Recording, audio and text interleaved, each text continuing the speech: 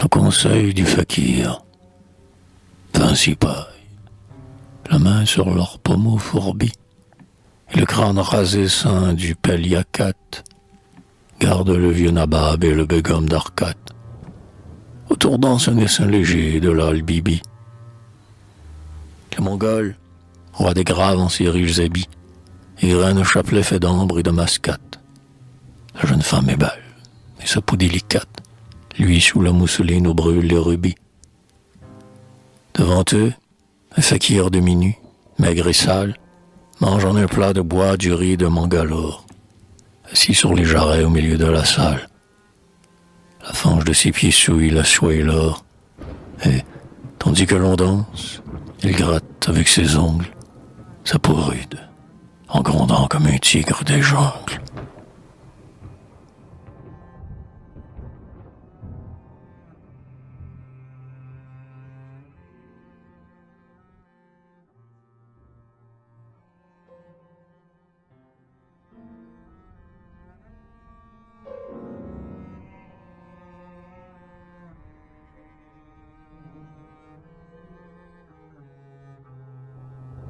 L'aile noire d'Iblis plane sur ton palais. Mohamed Ali Khan, ta fortune est au fait, mais la suprême part que le destin t'a faite va t'échoir au Nabab, sans beaucoup de délai.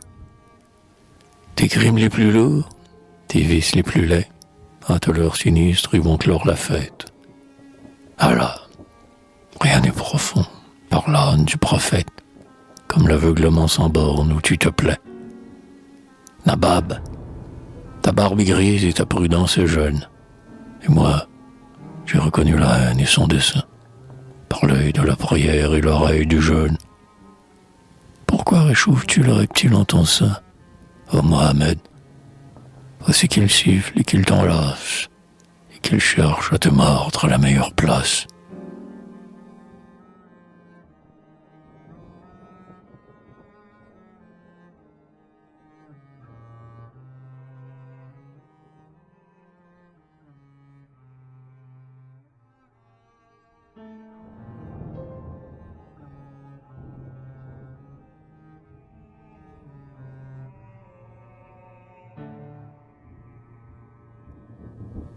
Mohamed Ali Khan fume, silencieux, son hookah bigarré d'arabesques fleuries, mais redressant son front chargé de pierreries.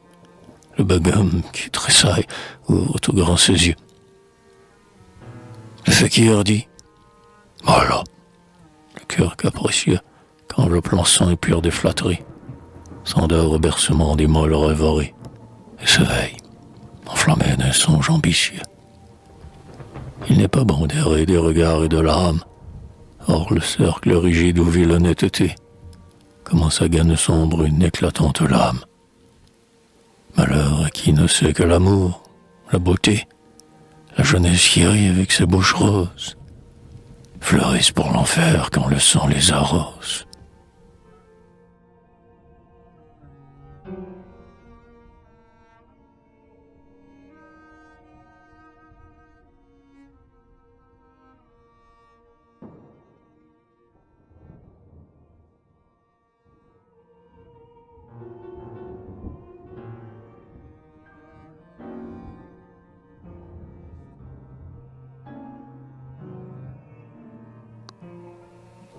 Bon fakir, dit le vieux Mohamed, par Iblis, tes paroles sont d'or, autant que ton silence.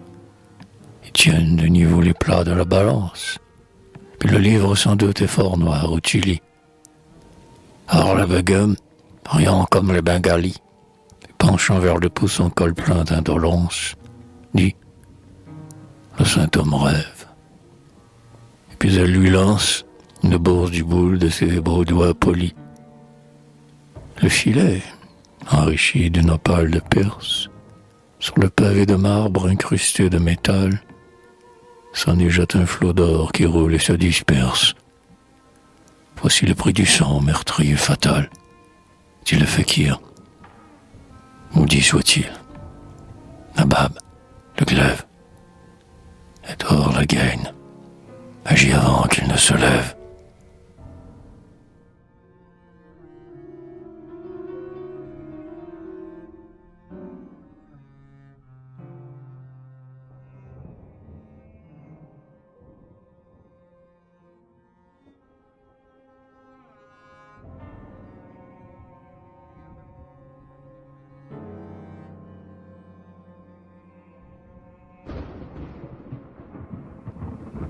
Il sort, et Mohammed regarde fixement.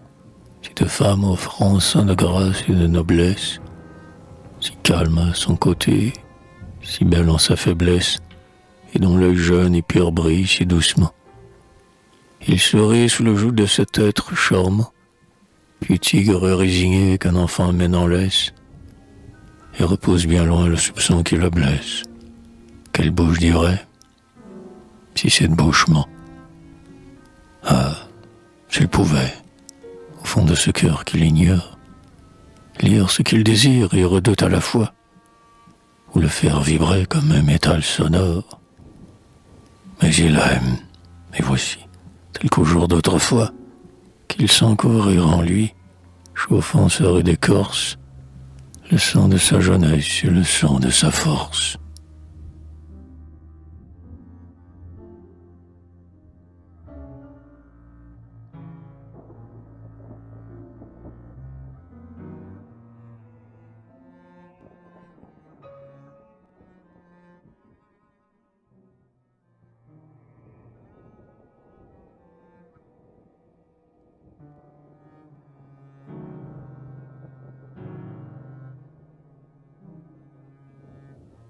La nuit monte et saisit dans ses filets en feu les mers, les bois épais, les montagnes, les nues.